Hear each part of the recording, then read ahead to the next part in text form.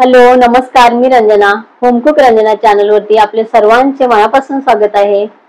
आज मी इथे बनवणार आहे भरपूर प्रोटीन असलेले कटलेट मी इथे बनवणार आहे। तर चला बघूया या कटलेट बनवण्यासाठी इथे आपल्याला काय काय साहित्य लागणार आहे। इथे मी एक वाटी घेतलेले आहे काबुली चणे।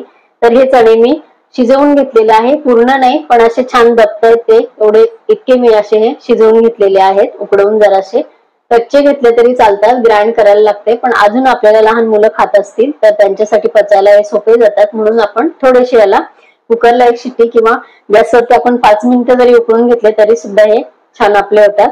इथे एक घेतलेला आहे मी गाजर, 1 टीस्पून मी इथे घेतलेला आहे आलं लसूण ठेचून घेतलेला आहे, अर्धा इथे लिंबू आहे। इथे एक बटाटा मी बारीक किसून घेतलेला आहे। बटाटा काळा पडू नये म्हणून इथे थोडीशी मी याला एक चिमटीभर हळद फक्त याला लावून घेतलेली आहे, त्यामुळे आपल्याला थोडा वेळ लागला हे भिजवण्यासाठी तरी आपला बटाटा काळा पडत नाही।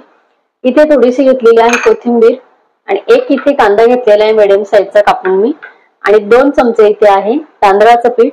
तर चला बघूया, हे मिक्सरच्या भांड्यामध्ये आपण हे छान बारीक करून घेणार आहे। याच्यामध्ये आपल्याला पाणी घालायचं नाहीये। तिखटासाठी तुम्ही इथे हेच ग्राइंड करताना याच्यामध्येच तुम्ही मिरची वापरू शकता, पण मी इथे मिरची नाही टाकणार आहे, मी लाल मिरची पावडर वापरणार आहे। तर चला हे आपण बारीक करून हे बघा छान वाटून झालेले आहे। हे एका बाउल मध्ये इथे आपल्याला काढून घ्यायचे। इथे आपल्याला कांदा टाकून घ्यायचा आहे, बटाटा घालून घेणार आहोत ते। तुम्ही इथे उकडलेला बटाटा सुद्धा वापरू शकता, मी इथे बारीक किसून घेतलेला आहे। लिंबू आपल्याला लागणार आहे, लिंबाचा तुम्ही रस काढून घेतलात आधी तरी सुद्धा चालेल। इथे मी घालणार आहे कोथिंबीर, लसूण आणि आलं आपण जे कुटून घेतलेलं आहे इथे घालणार आहे मी गाजर। हे घालून घ्यायचं आहे चवीपुरतं मीठ, थोडासा अगदी 2 चिमटी मी इथे घालणार आहे हिंग, 1 टीस्पून मी इथे धना जिरा पावडर आहे, अर्धा टीस्पून इथे घालणार आहे मी मिरची पावडर। आणि छान मी मिक्स करून घेणार आहे हाताने।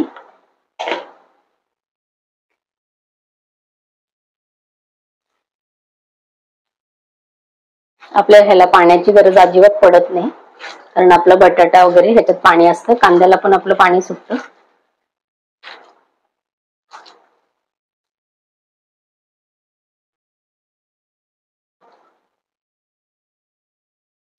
बघा इथे आपले छान मिक्स झालेलं आहे। अगदी 2 मिनिटांसाठी आपण याला छान बाजूला ठेवून देऊया जातो।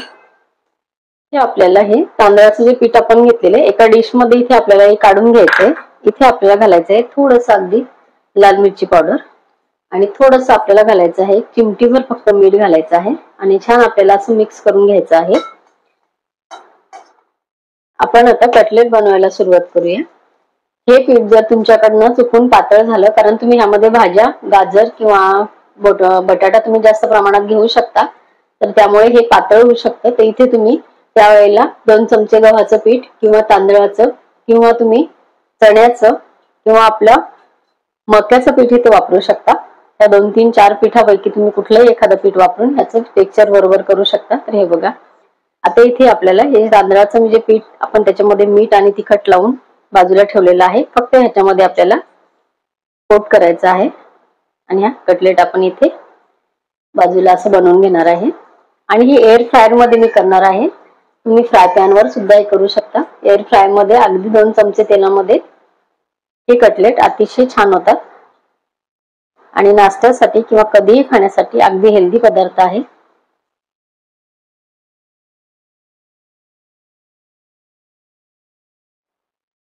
हे कटलेट तयार झालेले आहे। एअर फ्रायड मी एकीकडे गरम करायला ठेवलेलं आहे, तर आपण हे तिथे एअर फ्रायड मध्ये एक एक लावून घेणार आहोत।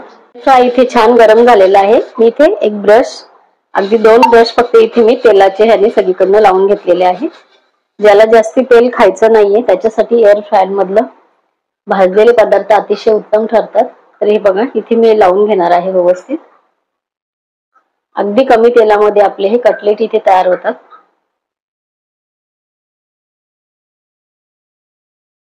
इथे फक्त वरती थोडंसं मी तेल ब्रशनीच लावणार आहे, आणि हे आपण आता एअर फ्रायर मध्ये भाजायला ठेवून देणार आहे। आपले कटलेट्स बघूया आपण।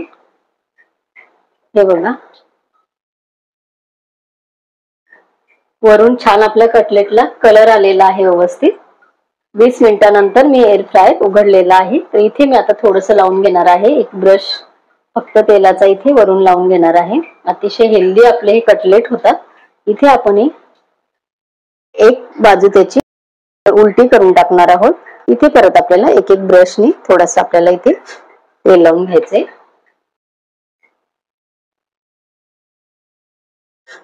आपले कटलेट तयार झालेले आहेत. छान मस्त कलर आलेला आहे. तुम्ही मला फेसबुक आणि इंस्टाग्रामवर सुद्धा फॉलो करू शकता. त्याची लिंक डिस्क्रिप्शन बॉक्स मध्ये दिलेली आहे. भेटूया परत असंच एका छानशी रेसिपी घेऊन उद्या सकाळी 11 वाजता. Bye bye.